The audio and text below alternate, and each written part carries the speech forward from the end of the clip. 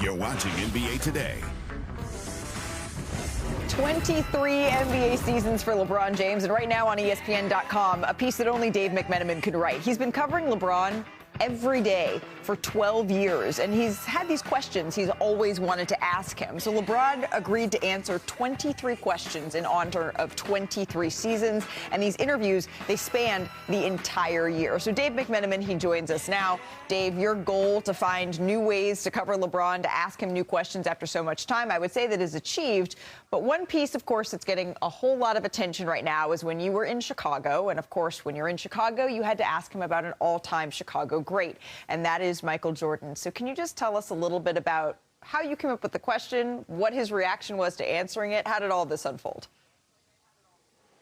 Yeah, Malika, my goal was to actually have him talk about the aspects of his game that are better than Jordan's, just pure laid-bare opinion, no emotion in it, just analytically looking at him playing basketball and the parts that Jordan plays better than he does. Obviously, the conversation about the GOAT debate is going to follow, but LeBron is very reverential when it comes to Jordan. He wears number 23 since the time he was a child because Michael inspired him. He told me that Michael inspired me to be the guy taking the last shot, to wear sneakers like him, to fly through the air like him. He said when it comes to basketball, Michael, he admires his post game, his mid-range game, and his will and determination to win. But he said they're different players. LeBron is a point forward. He said Michael kind of likes to shoot. Oh, no, actually, Michael, he does shoot. And I look to pass. And beyond that, he said ultimately, though, he hopes that he made Michael Jordan proud wearing number 23 all these years. Maybe my favorite question of the 23, though, is I live with this pretty smart and inquisitive woman, and she's like, you should ask him what LeBron means. And so I, in Golden State this year, asked him the story behind the name LeBron, and he said it was his grandfather's friend's name, his grandfather's best friend name. Yeah. And there you go. Oh, hey, it's me. I'm smart and inquisitive. Thanks, hon. I appreciate that. I did think it was interesting that he said that that's something that he wanted to dive into after his playing career, to leave something to kind of be explored at that point in his life. I encourage everyone to read this. It's a great and unique story. But we got a game to talk about here, Dave. Game 5, Los Angeles Lakers, Houston Rockets. It's happening this evening. They're looking to close out this series. And Austin Reeves has been upgraded to questionable in this one. What's the likelihood that we're going to see him out on the floor? Certainly all signs are pointing in that direction. It's going to come down to how his body feels throughout the day. He went through a full practice with the team on Tuesday. Now, the question is, once he is cleared, what capacity will we see him? JJ Redick said there's been no determination made yet in terms of a minutes restriction. I think you have to look back to Austin coming back into the lineup in early February after missing the entire month of January with a calf injury. He came off the bench the first couple games and was able to still impact the game that way. With the way Marcus Smart and Luke Kennard have been playing this series overall, I think probably a smart way to go about things is to look at bringing Reeves off the bench in Game 5 if he is ready to go. Right, and when you look at the turnovers of LeBron James over the last couple of games, having someone else who can help him with the ball handling responsibilities, it wouldn't necessarily be a bad thing. Dave McMenamin, thank you very much for the insight. But right, it's not just Austin Reeves, it's Luka Doncic, who's also been out since that April 2nd game against the Thunder. So our senior insider, Shams Charania, is here with more. Shams, what's the level of optimism? We know that Reeves, you've reported that he may be back, but how far away is Luka Doncic here? Malika, one source told me this week that Luka Doncic is on the slow path on his recovery in that grade 2 hamstring strain rehabilitation. And the expectation around the Lakers is if they are able to advance to face Oklahoma City in the second round, Luka Doncic will be out at the start of that series. There's still no clarity on a timetable for him.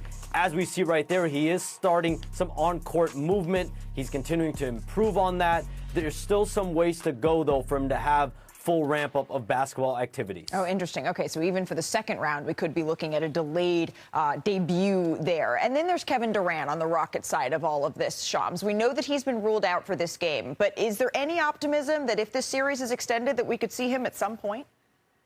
Look, it seems more unlikely about a Game 6 if the Rockets are able to extend this back to Houston. And then you look at Game 7, if this does go to 7, as the potential opening of that. This is a bone bruise plus a sprain in that left ankle.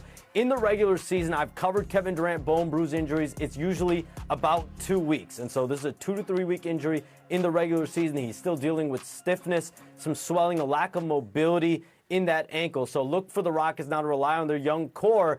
Amen Thompson, Reed Shepard, Alperen Sengun, Jabari Smith Jr. They're actually a plus 31 in their 61 minutes so far in this series. All right, so Kevin Durant, even if this thing does go to 6 games, we may not see him even then. Shams, thank you very much for the insight. Don't go too far. We got more for you in just a little bit. But Shams mentioned it, right? Houston is going to have to continue to lean on their youth. And that quartet, Sengun, Thompson, Smith, Shepard, this is the number that Shams was just talking about. When they're on the court together, they've outscored the Lakers by 31 points in the series.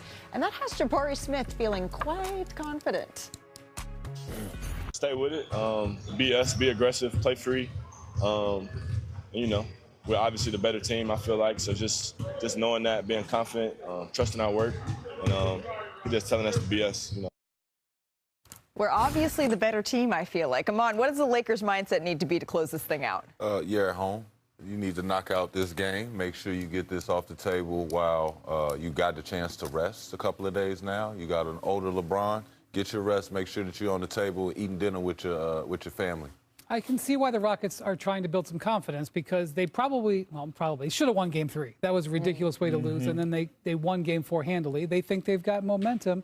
They also have a system that they're playing against LeBron. He's got 16 turnovers in 2 games, as you mentioned. They're going to apply that pressure. Let's see if Austin Reeves can alleviate some of that pressure tonight. So do you think, Perk, that the Lakers close this thing out tonight? Absolutely not. I believe that this is heading back to Houston, and they do have confidence, and I agree with Jabari Smith. They do have the better basketball team. It's just been the IQ part of it that's been the separation, and what we've seen over the last 2 games is that Houston has gotten back to their identity defensively. Right, being defensive pests, especially on the perimeter. You look at Game 4, they completely took Marcus Smart and Luke Kennard out the game. Both of those guys were held under 10 points apiece. And so when you think about their style and how they want to play, their level of physicality, he wasn't lying. All they got to do is continue to play team basketball. They were sharing the ball. Everybody was involved, all starters in double figures. That's how the Rockets got to play. And at this point, they're really playing with house money. Without a doubt. But they only playing with house money because they missing the 30 points that we usually get out of KD, right? Yeah.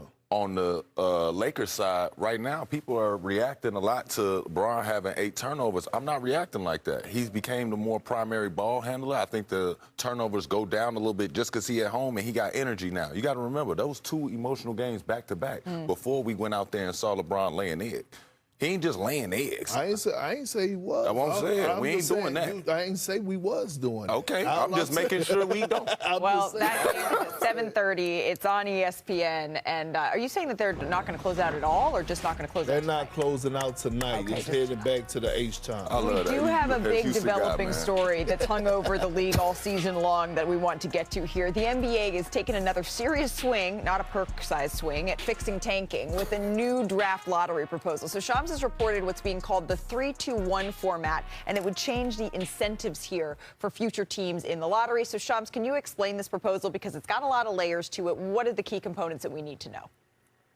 Malika, flat out, this is Adam Silver, the NBA commissioner, his attack on losing teams and having a system where, quote, you hate to lose and it's uncomfortable to lose. And so basically what we'll see here in a vote with the Board of Governors on May 28th is the draft lottery moving from 14 teams to 16 teams. Flattened odds, but most importantly, penalizing the bottom 3 teams. That's why it's called the 3-2-1 by names. That means the lottery balls per team. So the bottom 3 teams now will lose ping pong balls because they're the 3 worst teams. That's now going to be called the relegation zone. So instead of four balls or 3 balls like teams 4 through 10 might get in terms of 3 lottery balls, you're only going to get 2. So Adam Silver basically punishing the teams that are trying to lose or are the worst in the NBA. So there's not going to be relegation to the G League, but you are going to lose lottery balls. So the NBA believes, and officials around the league believe, this encourages teams 1 through 3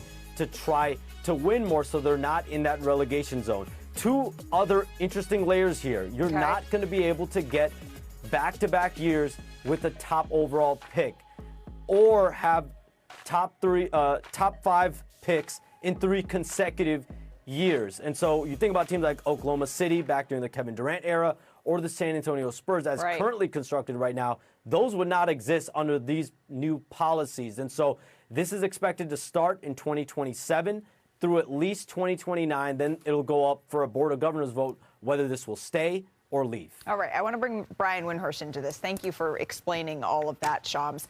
I understand de-incentivizing losing here, Brian, but at the same time, there are teams that are just bad that now, not in glamour markets, that don't really have any upward mobility. So how much do you think this is actually going to help the tanking issue? Because that's the issue here. It's the tanking piece. Well, this is an overcorrection.